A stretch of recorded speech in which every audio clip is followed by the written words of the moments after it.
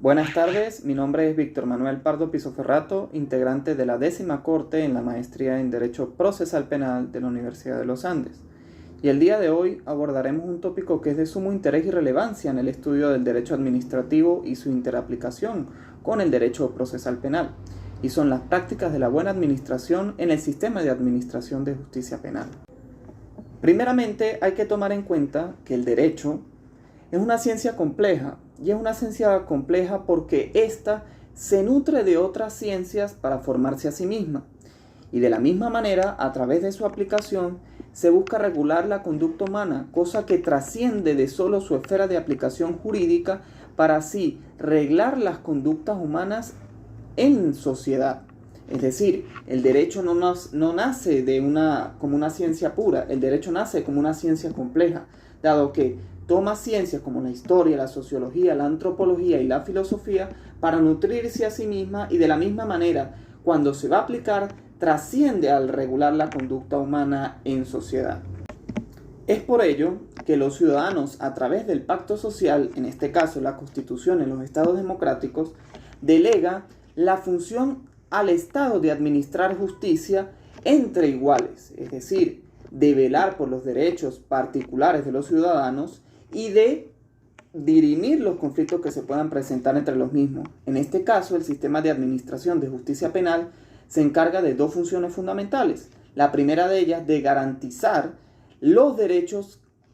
generales, es decir, los derechos particulares que tienen un interés general de protección, como lo son el derecho a la vida, el derecho a la integridad sexual, el derecho incluso al respeto a la moral. Y tenemos también derechos que, si bien forman parte de una esfera personalísima de goce de estos, también es de interés general que sean protegidos a través de la administración de justicia, como es el derecho a la propiedad, el derecho al respeto al patrimonio ajeno y derechos económicos para que no sean transgredidos por terceros. En este caso, es entonces que este sistema de administración de justicia es el encargado de tutelar y dirigir cómo se dirimen los conflictos en materia penal con respecto a los ciudadanos. Pero tenemos el segundo ámbito que posee la administración de justicia penal, y es que la administración de justicia penal debe velar no solo por la protección de estos derechos particulares, sino también por la protección de aquella persona que, siendo procesada, no se le deben vulnerar sus derechos fundamentales. Es decir, una persona acusada o investigada, por el hecho de ser tal, debe contar también con una serie de garantías, y la administración de justicia sí lo debe supervisar para que el mismo pueda afrontar un proceso penal de manera idónea.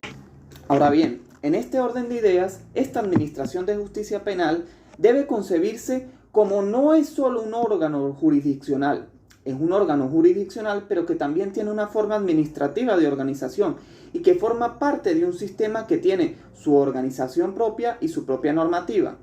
pero que por el hecho de tener su propia organización y normativa no quiere decir que esté facultado para hacer todo lo que mejor le convenga o lo que mejor le parezca. Este tiene sus limitantes y está precisamente en la Constitución, en el respeto a la legalidad y en el respeto a la constitucionalidad. Tenemos también que esta administración de justicia, como lo mencionamos anteriormente, se debe a sus administrados, es decir, a los ciudadanos. Y es por ello que ella debe brindar el mejor servicio posible cuando una persona accede a un órgano jurisdiccional para ver la salvaguarda de sus derechos y obtener esa justicia por el cual éste debe velar, este sistema de administración de justicia penal en este caso. Y es allí entonces donde estas prácticas de la buena administración juegan un rol fundamental. Y es que debemos abandonar esa mirada de que el derecho procesal penal y el derecho penal es solo la aplicación del mismo en los órganos jurisdiccionales. Los órganos jurisdiccionales también deben contar con las prácticas y medios necesarios para brindar el mejor servicio a sus administrados. Prácticas como la centralidad en la persona,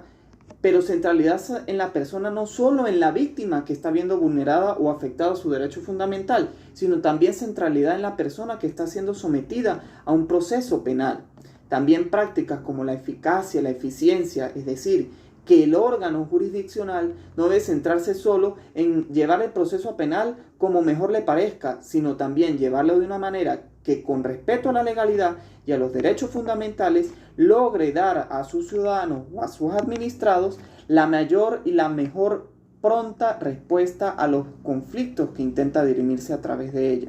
También prácticas como el respeto a los derechos fundamentales es elemental en el sistema de administración de justicia penal, dado que ello es el control que tienen los mismos para poder aplicar este derecho penal, derecho que es el actamente lesivo, dado que a través de él se va a determinar si una persona o un justiciable es sujeto de privarle de su libertad o no. Abandonando entonces esta mirada del derecho procesal penal y penal como que solo son ellos y no trascienden a demás disciplinas, debemos tomar una serie de lineamientos que son de interesante relevancia y que pueden mejorar en un futuro la percepción de la buena administración. La primera que podríamos abordar sería incorporar herramientas innovadoras en la administración de justicia penal. Como por ejemplo la aplicación de las audiencias telemáticas para aquellos privados de libertad que se encuentran fuera de la jurisdicción donde se está llevando a cabo su proceso. Además de ello, tratar de incorporar métodos que aceleren de alguna manera llevar el proceso penal, no dilatándolo así de tal manera de que la persona que está siendo sometida a un proceso penal prácticamente cumpla su condena sin siquiera haber sido juzgado previamente. ¿Qué nos quiere decir esto? Que hay muchas personas que están llevando a cabo procesos penales que sin determinarse su responsabilidad por el solo hecho de tener una medida cautelar preventiva privativa de libertad, ven sancionada su conducta antes de determinarse su responsabilidad, y es allí donde la eficacia y la eficiencia deben entrar de la mano para así lograr una efectividad propia de un sistema de administración de justicia penal. Y como reflexión final, no debemos caer en lo que se denomina actualmente como el populismo del derecho penal, y es que antes de resolver las situaciones o los conflictos de los particulares a través del derecho penal, como hemos mencionado anteriormente, un derecho altamente lesivo a la libertad humana, se deben tratar de dirimir estos conflictos a raíz de otros derechos o bajo la óptica de otros derechos que también pueden dar una solución efectiva o brindar mecanismos de solución efectiva y menos invasivos a los conflictos que se puedan presentar entre los particulares. Es decir, no debemos abandonar las prácticas de derechos como el administrativo, el mercantil y el civil para traerlo todo a la esfera del derecho penal, dado que ello generaría un conflicto del cual hemos evidenciado particularmente que es el colapso de trabajo de la Administración de Justicia Penal, la cual tiene mucho más trabajo del que debería tener, dado que temas o conflictos o hechos jurídicos que pueden ser resueltos a través de otros mecanismos de solución, bien llámense derecho administrativo o llámense de cualquier otro tipo de especialización del derecho, se vienen a dirimir en sede penal, lo cual a manera particular nos parece una concepción errónea de lo que para sí está concebido el derecho penal y el derecho procesal penal. Es por ello que debemos abandonar esa mirada de que el derecho procesal penal y el derecho penal nos van a resolver todos los conflictos entre los particulares, y debemos tener una mirada muchísimo más amplia de otros derechos y en particular el derecho administrativo, que va íntimamente ligado de la mano al derecho procesal penal y al derecho penal.